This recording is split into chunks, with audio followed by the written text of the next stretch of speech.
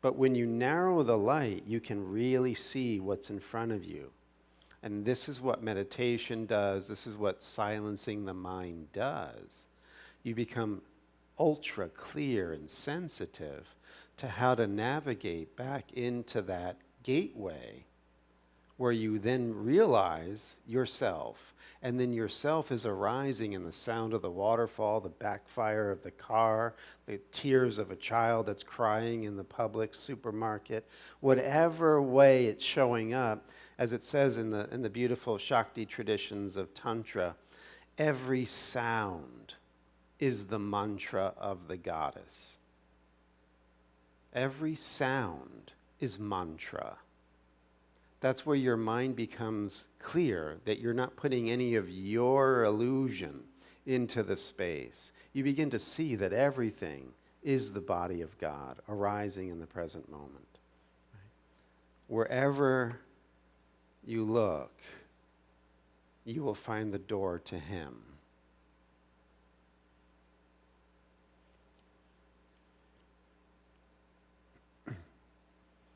Little more about becoming universalized in our understanding of one another, right? Because all of our conflict is we get into our little petty enclaves, we get into our little groups, our in-groups and our out-groups, and we create all of these problems, unnecessary problems, because we are looking at things very pigeonholed and prejudiced. And look at what it says here. Listen, friend, no human being's different from any other. Same skin, same blood.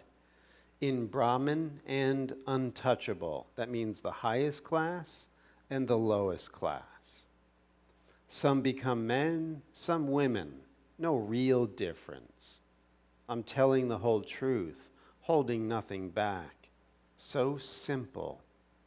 Yet hardly anyone gets this or lives it. Kabir says, just seeing and enacting this one simple truth would change everything. No differences. Look for the universal mark of God in every living thing. Look for your true self that is changeless and truly reflects back to you this one immortal presence. Look for the heart of this one awareness in all beings.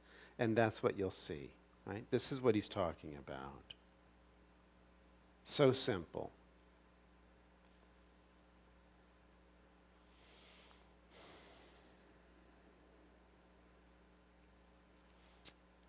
And you see, too, it's like we can't see what we haven't discovered in ourselves. So the one-pointedness, the focus, the quieting down of the mind, right, is so important.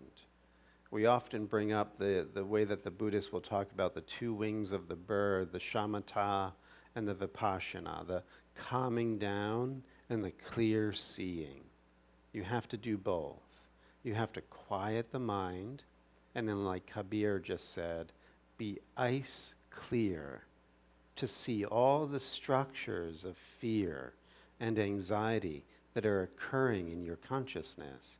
And with that laser light focus, you can zap them, discorporate them, shine them away, right? Open everything up to the emptiness or the Zen of the one clear awareness in yourself, and then you realize there is no self.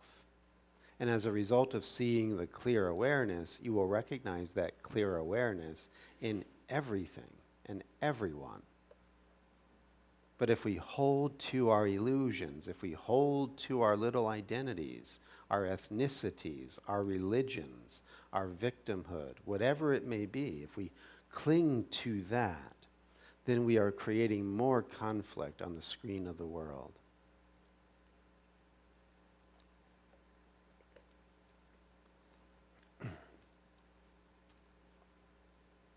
Now, Kabir is known to be a little edgy,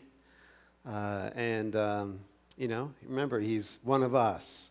So if you're a guy on the street, sometimes the sound of Kabir's poems make you feel like, yeah, he really gets me. So if your ear is not used to more of the gruff sounds of the street, this poem at one point might trigger you a bit, but we'll get through that because that's an illusion.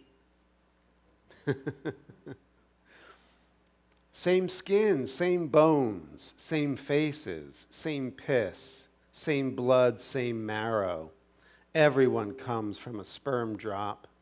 So who's a upperclassman? Who's a lower lowlife? Who's a Hindu? Who's a Muslim? Who's a Jew? Who's a Palestinian?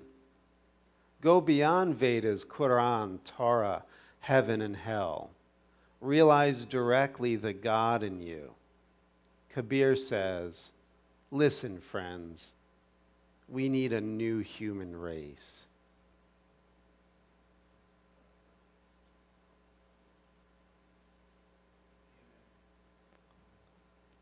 And who are the harbingers of this new human race? Who else but you? Who else is there? So we are in a process of really deprogramming from all of this past conditioning, right? You know, being born in a certain country, a certain time period, gives us afforded opportunities to go into this universal view of humanity. Like just because of our country's past history, this all-inclusive, bring me your poor, your tired, your humble masses, this kind of mentality that was in place in early America, this great experiment of being inclusive and open. We breathed that atmosphere in from when we were very young. And not only that, but you know, you could see it too in the 60s revolution with the opening up of the mind and bringing in new viewpoints from around the world, this seeding that came in from the East. So all of this has produced a good culture for us to open up to the universal, to the oneness that Kabir was just talking about, and recognize the one new or true humanity. The world depends on this new vision to be born in us. Otherwise, if we again hold to our prejudices, we are creating again more conflict on the screen, because whatever you are holding within, you are projecting without. That's just the way the mind works. A couple more. Listen to the wisest ones, the ones who've gone beyond all categories of society or religion. They all say with one voice of thunder, awaken the formless God, unfurl the flag of emptiness, be humble and royal. So these are words and platitudes. They might make you feel good for a moment, but they're also pointing out instructions.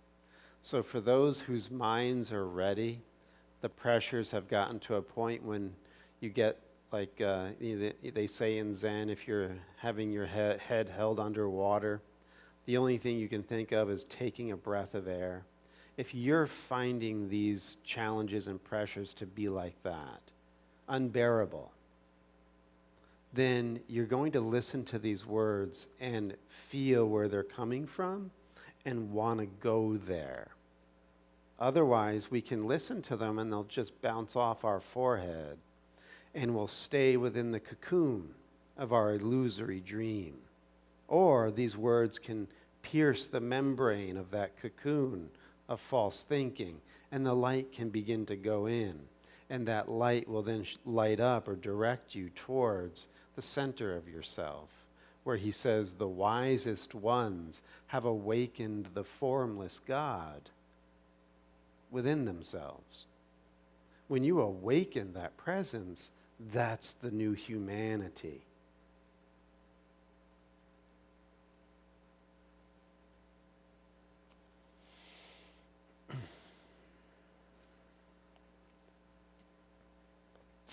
So on this note now, without meeting you, age after age passed, so many roles in your magic theater,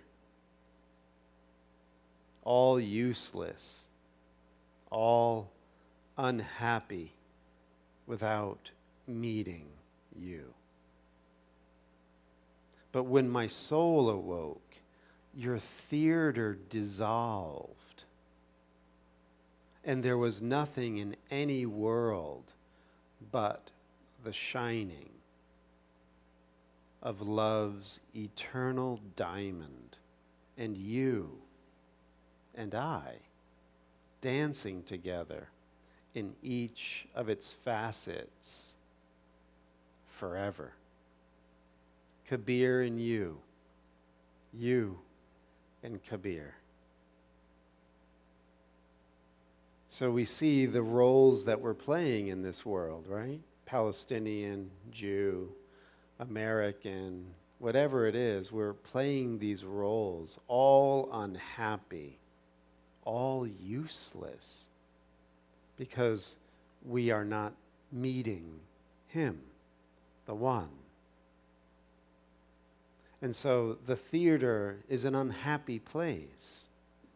And when we begin to realize that we're projecting onto this screen, we can finally divorce ourselves from the roles that we're playing, go home to the heart where God's presence is found right here, right now. It's the gateway that is everywhere. And in that surrender to the deepest nature, the theater will then dissolve. And then the shining, he says, will replace the theater. And what's beautiful is this shining is love's eternal diamond. Now get this. It's now the world becomes a multifaceted diamond where it's love's presence emanating from all the facets. What are the facets? Us. Every living thing is a center of consciousness. And when seen by the awakened vision, this center within every living thing is a facet of the eternal diamond of God's love. And what Kabir is saying is he had divested himself of the limitations of worldview and ideology and body identity. And as a result of becoming one with what he loves, which is the infinite love, he was able to dance in all the facets of the diamond. Kabir is one of us because he's one with us. He's literally dancing in all of us. That's Kabir. We can't feel that until we're one-pointed and willing to use the pressures that are in this madhouse or theater to move in and pierce the veil and join him in that dance and move through the hearts of all. Kabir and you and Kabir.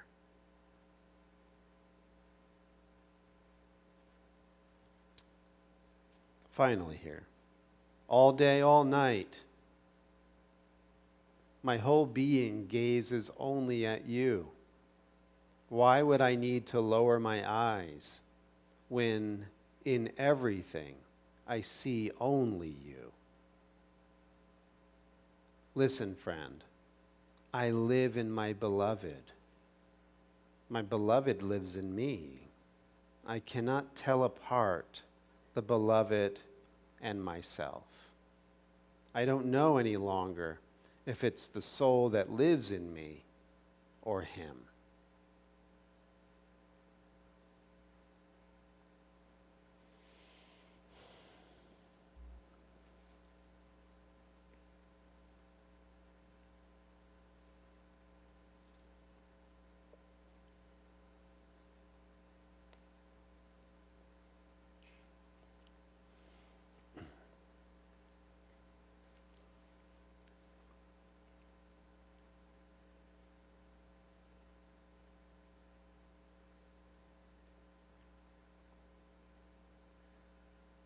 So that's the great promise and the inevitable end. When we are ready, it will begin to dawn in all of us because it's who we really are. It gets back to that story the Buddha told of the different kind of horses. There are some horses that when the rider gets on the horse, all he has to do is, and the horse knows to start moving. Other horses take a tap of the reins before they start moving. Other horses keep getting kicked with the spur and still won't move. So our end is inevitable. It's predestined, in a sense, who we're going to be at the end of the story, because the potential is within us, and we can never kill off that potential. We might change forms many, many, many times, but that seed of divine presence is always waiting to blossom. And so this is where our mind, if it's listening and knowing the pressures and the direction to go in, just takes that little giddy up and it starts moving towards its destination. Others of us are really dug in, and we're not budging from our well-worn path of confusion and hopelessness, right? It's like, what's the motivation if you were to really look? This is why meditation's really good. Like, don't go in with an agenda. Just go in with looking at yourself and see.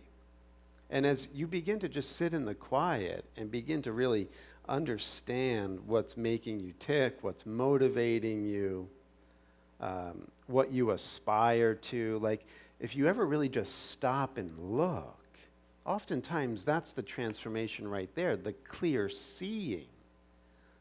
Because we've oftentimes have just been in this robotic view of this is what I want, this is who I am, this is what will make me happy. But if you were to really examine those motivations and inspirations and aspirations, oftentimes you'll change on the natch, on the dime, because it's no longer valid upon clearly seeing. Right? And then when you realize that you're ready to giddy up and move towards your destination, that's where the diligence begins to come in. You begin to realize that your heart has been a desert for so long. It's been in shadow for so long. And what is necessary now is that living water to come and irrigate this parched land of the heart. And so Ramakrishna, another great universalist, if you will, from India, he lived in the 1900s. He tells this story of this need for diligence and basically breaking up the fallow ground and creating this place within the heart where the waters can start to flow through. So he says, let me tell you a story. At one time there was a drought in a certain part of the country. The farmers began to cut long channels to bring water to their fields. One farmer was a man of stubborn determination. He took a vow that he would not stop digging until the channel connected his field with the river. He set to work. The time came for his bath, and his wife sent their daughter to him with oil. "Father," said the girl, "it is already late. Rub your body with oil and take your bath." "Go away," thundered the farmer. "I have too much to do now." It was past midday, and the farmer was still at work in his field. He didn't even think of his bath. Then his wife came and said, "Why haven't you taken your bath? The food is getting cold. You overdo everything. You can finish the rest tomorrow, or even today after dinner." The farmer scolded her furiously and ran at her, spade in hand, crying, "What? Have you no sense? There's no rain. The crops are dying. What will the children eat? You'll all starve to death. I have taken a vow not to think of bath and food today before I bring water to my field." The wife saw his state of mind and ran away in fear. Through a whole day's back-breaking labor, the farmer managed by evening to connect his field with the river. Then he sat down and watched the water flowing into the field with a murmuring sound. His mind was filled with peace and joy. He went home, called his wife, and said to her, "Now you can give me some oil and prepare me a smoke." With serene mind, he finished to his heart's content. With a serene mind, he finished his bath and meal, retired to bed, and snored to his heart's content. The determination he showed is an example of strong renunciation. Now there was another farmer who was also digging a channel to bring water to his field. His wife too came to the field and said to him, "It's very late, come home. It isn't necessary to overdo things." The farmer didn't protest much, but put aside his spade and said to his wife, "Well, I'll go home since you ask me to." That man never succeeded in irrigating his field. This is a case of mild renunciation.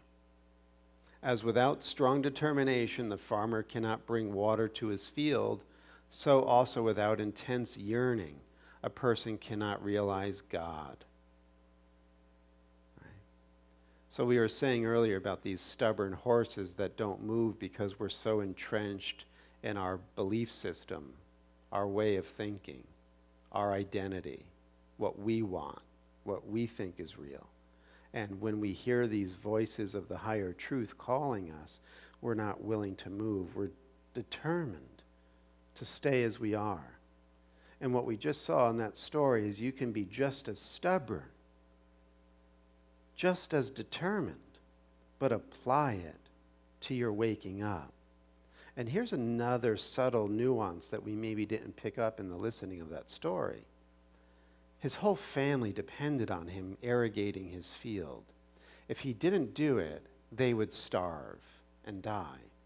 When you look out on the world, at your family, your field, the things that are going on halfway across the world, if you think that is disconnected from you, that is just a sign of a field that is not irrigated.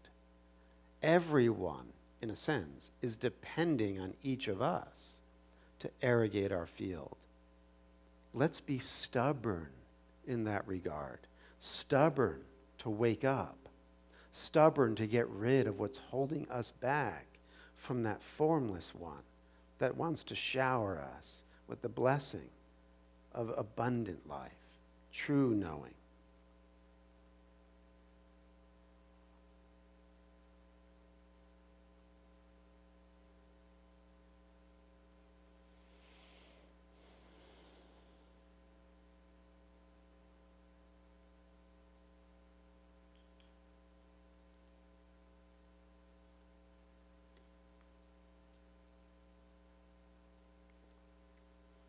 And then one more from Ramakrishna. This is a very good teaching for many of us because what's being addressed here is someone comes to Ramakrishna and he's asking these questions about theosophy. Now, theosophy was very popular at this time in history. It was a movement begun by Colonel Olcott and Helena Blavatsky in 1875. Began in New York, but it spread to London, and then they set up their headquarters in Adyar, India. And so a lot of Indians were being influenced by theosophical teachings, which saw the universality of all religions, right? No religion higher than truth was the motto of the Theosophical Society. And if you've ever looked at Madame Blavatsky's writings, such as Isis Unveiled or The Secret Doctrine, you'll find what Rajneesh, or later known as Osho, gave her the name blah, blah, blah, Blavatsky. Not to discredit, she was a genius, a spiritual genius, and very, very clear in many of her teachings, but very wordy and also very complex ideas, right? And so this gentleman comes to Ramakrishna and he says, the Theosophists believe in the existence of Mahatmas, these great beings that are overlooking the spiritual evolution of history and helping humanity go through these ages or cycles towards their true and final goal of becoming Buddhas. They also speak of the lunar, solar, stellar, and other planes. A Theosophist can go in his astral body to all these planes. And they say many such things. Well, sir, asking Ramakrishna, what do you think of Theosophy? And the master says, the one essential thing is bhakti, devotion, love. Loving devotion to God. Do the Theosophists seek loving devotion to God? They are good if they do. If Theosophy makes the realization of God the goal of life, then it is good. One cannot seek God if one constantly busies oneself with the Mahatmas and the lunar, solar, and stellar planes. A man should practice spiritual discipline and pray to God with a longing heart for love at his lotus feet. He should direct his mind to God alone, withdrawing it from the various objects of the world. You may speak of the scriptures of philosophy, of Vedanta, but you will not find God in any of these. You will never succeed in realizing God unless your soul becomes restless for him.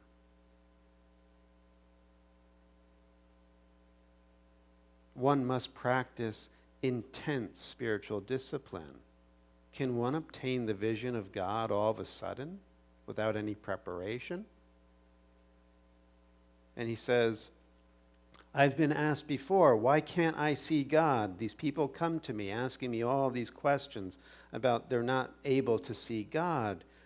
And I tell them, first make arrangements for it. If you want to catch a big fish, you have to throw spiced bait into the water.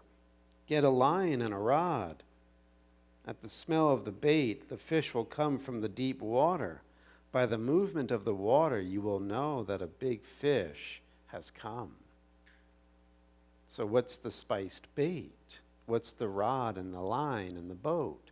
Our attention, our devotion, our intense focus on wanting to know God and love God.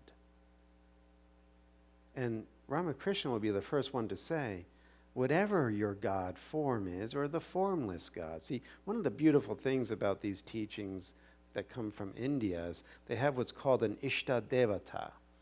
And it's your chosen deity. Your chosen deity. It could be any form of the divine, or it can be the formless divine. It could be the Shunyata of the Buddhists. Whatever is going to bring your heart the expansion and the awakening experience. That's a formality in the long run. Because once you come to the ocean and you know what the ocean feels like and tastes like, what got you there becomes superfluous. These are all cultural props in the end. Like Buddha said, my teaching is a raft. You use my teaching to get to the other shore, but how foolish would it be to carry the raft on your head once you get to the other shore? These are cultural systems and symbols that have been gifted as inspiration and pointing out instructions, but they take you there. Once there, you kind of giggle at the forms. Krishna says in the Bhagavad Gita, when you awaken, all of the Vedas become like a little glass of water, and you're in the ocean. So don't feel like you have to conform to a certain tradition or dogma. to have this awakening experience. You're writing your own gospel in that sense. You're being led by this inner guidance, and you'll know when you're on the scent because of the way you feel. Follow that. Trust that. Increase the intensity of that. And then he gives the other example of, if you want butter and all you have is milk, well, you better start stirring.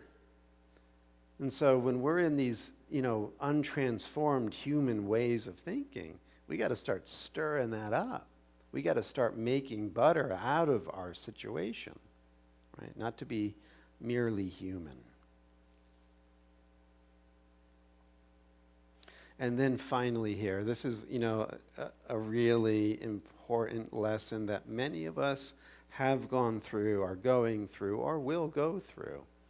And Ramakrishna tells this story to inspire us to not only renounce our attachment to the world, but our attachment to what is often referred to as I, me, and mine, right? And that often comes in the form of family bonds and relationships. And so he tells this story about a student that goes to his master, and the master's telling the student, you are to desire God alone. That is your only safety, and it's your only way out of pain and suffering. And he says, well, my family loves me. How could I renounce my love for them and give it only to God alone? Well, in this funny story, Ramakrishna tells his listeners that the master then said to his student, here are 2 pills. Take these pills and go home and lay down. They're going to make you feel like you're dead. And then let me take care of the rest. So the student goes home, takes the pills, gets white as a sheet and stone cold. And his family is freaking out. Their beloved child and husband is dead. And so the mother's writhing on the floor in tears, and the wife is bewailing herself. And in comes the master, disguised as a doctor. And he says, what's going on here? And they tell him.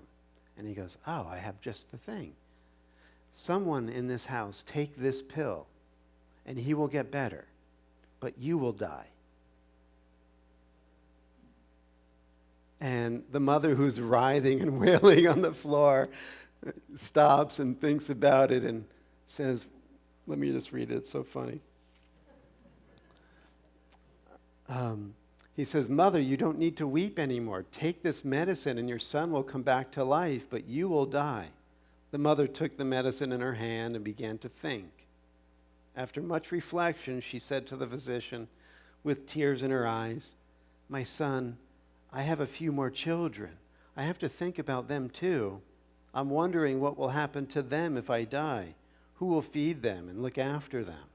The physician next called the wife and handed the medicine to her. She had been weeping bitterly too. With the medicine in her hand, she also began to reflect. She had heard that she would die from the effect of the medicine. At last, with tears in her eyes, she said, he has met his fate. If I die, what will happen to my young children? Who will keep them alive? How can I take the medicine? In the meantime, the disciple got over the effect of the pills. He was now convinced that nobody was really his own. He jumped out of bed and left the place with his teacher. The guru said to him, there is only one whom you may call your own, and that is God. Therefore, a man should act in such a way that he may have devotion at God's lotus feet and love God as his very own. You see this world around you, it exists for you only for a couple of days. There's nothing to it. Be vigilant, my friends. We're living in a will-o-wisp of a dream.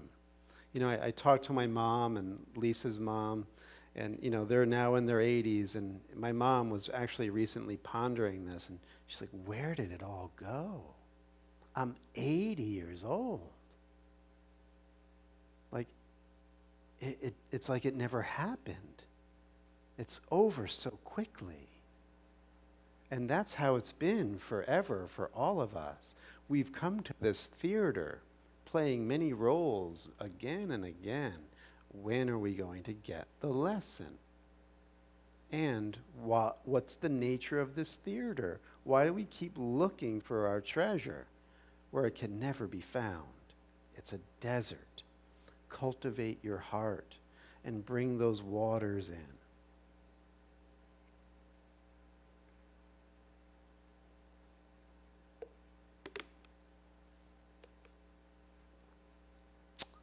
Last stop along our journey today, my friends. We're going to look a little bit into A Course in Miracles in having us access what it calls the quiet answer to the conflicts and the challenges and the turmoil that we may be feeling within this theater of the world. Listen to how he starts this out.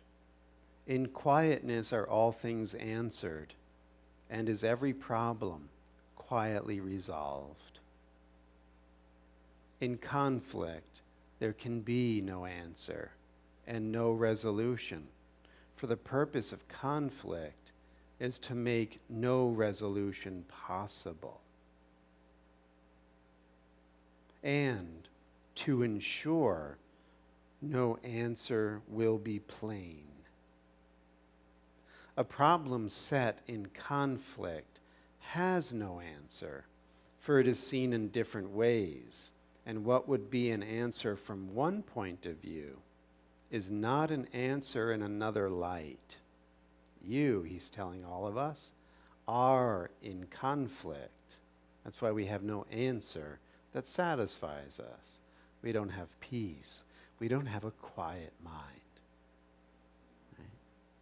That's what cultivating the field will do.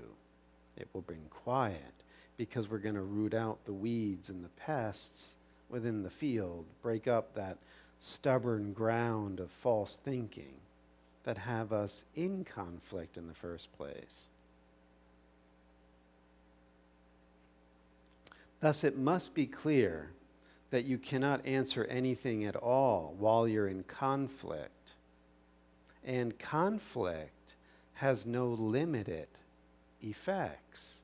We were saying, he knew if he didn't get that water through his field, his family would die.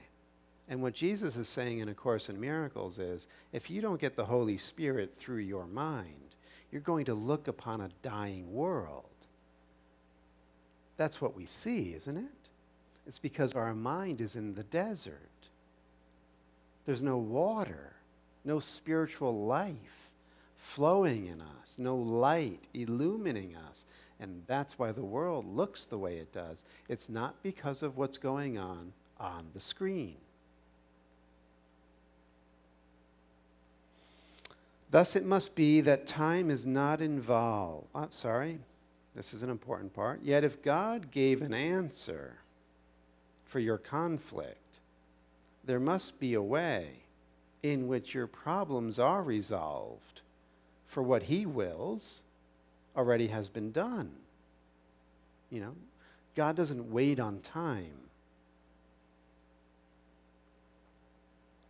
Thus it must be that time is not involved, and every problem can be answered now. So if that didn't bounce off our forehead, that's a staggering, impactful statement if we take it to heart and pursue its realization. Every problem can be answered now. That's why he says salvation doesn't ask anything of us that we cannot accept or do now. So this idea of a future that hasn't happened yet, that we have to just bear through this horror until we get to some other place in the future, that's actually a mistaken belief. And he's going to tell us that in a very Einsteinian way.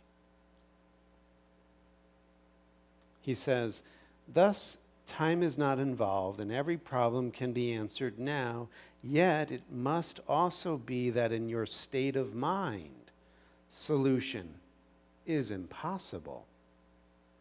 Right? In a desert, in an ego-body identity. That's a state of mind. Therefore, God must have given you a way of reaching to another state of mind, in which the answer is already there. Right? That's the gateway of Zen we were talking about. That's seeing that every voice, every moment offers us a way in to the eternal presence. So remember Einstein's quote, you can never solve a problem with the same state of mind that sees the problem. You can never solve a conflict while your mind is in conflict. So we have to be willing to irrigate our field, which would bring in a different state of mind. So entering what he's calling this moment of Zen, or this holy instant, is when we get very quiet and still. And it's here that we, in Ramakrishna's words, devotedly give all of our problems to the lotus feet of God. We surrender. We surrender our family relationships, our pains, our suffering, our fears of financial problems, or whatever it may be. In this instant, we put an end to the worrying self, the doubting self, the arrogant self, the stubborn self. And with full pointed or one-pointed concentration, we surrender. He says that's when our problems can be left under God's care. And they will be resolved. He says, don't attempt to solve your problems in any other way. Be still and give them over to Him. He says, outside of this, there will be no solution, for there is no answer that can be found in the world. He says, in fact, everything that you're looking at in the world, including the questions of maybe why is this happening to me, or what can I do to get rid of this problem, or how can I help my daughter when she's suffering so, or whatever the way that the problem is presenting itself. He actually says the world asks but one question. It is this: of these illusions, which of them is true?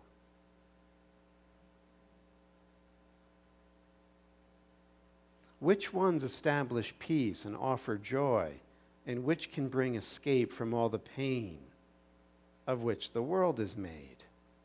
Which illusion must I pick? That's the way the world works.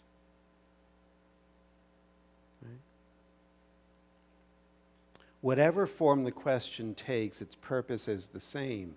It asks but to establish that you are separate from God, and that is real. And then you seek to answer your problem of being separate from God with an illusion that will never heal the separation.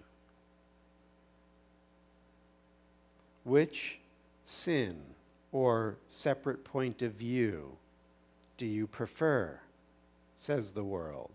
That is the one you should choose. The others, they're not true. And so he says, finishing here, all of that is a pseudo question, a false question that has no answer. It dictates the answer even as it asks. You're a separate mind. That's your state of mind. I am separate from God in this moment. That's why I have problems. You have to shift to a different state of mind. I am not separate from my source right now, in this instant. The only way that I will know that I'm not separate from my source is I have to quiet and surrender everything that I am at the lotus feet. Then I will know my problems are over and I'm not separate. But I have to be willing to roll up my sleeves and plow my field.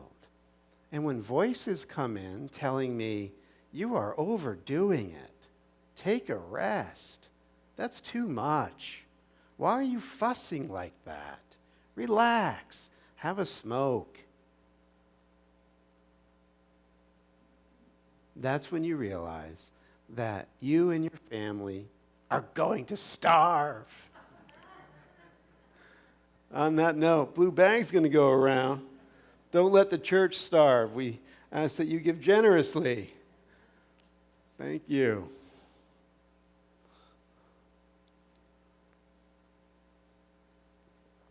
Any final thoughts or questions from you guys?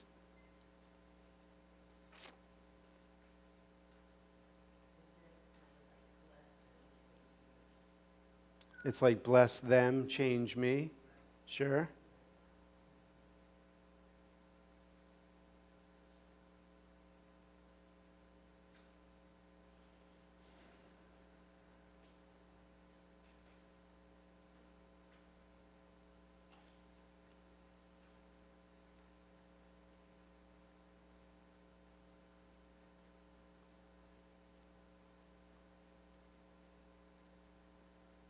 If you're joining on YouTube or Facebook, you can click the link below and offer your donation virtually, and we thank you for that.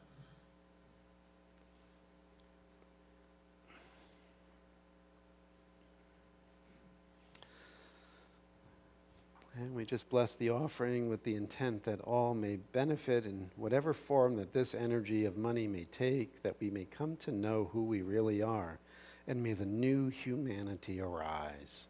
And so it is. Amen. All right, let's seal the deal, ladies and gentlemen.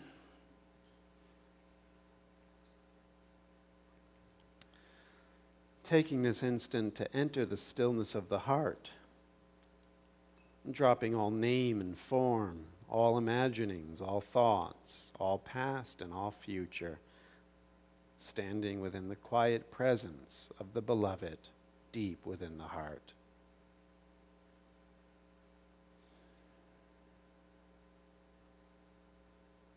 And as we open our hearts and minds, we know that the light of God surrounds us, the love of God enfolds us, the power of God protects us, and the presence of God watches over us. Wherever we are, God is. Amen. Have a beautiful Sunday, everybody. Thank you so very much for being here. Love you. Course in Miracles tomorrow night, 7:15. That's here, yes. Oh, you're going to join us? Excellent.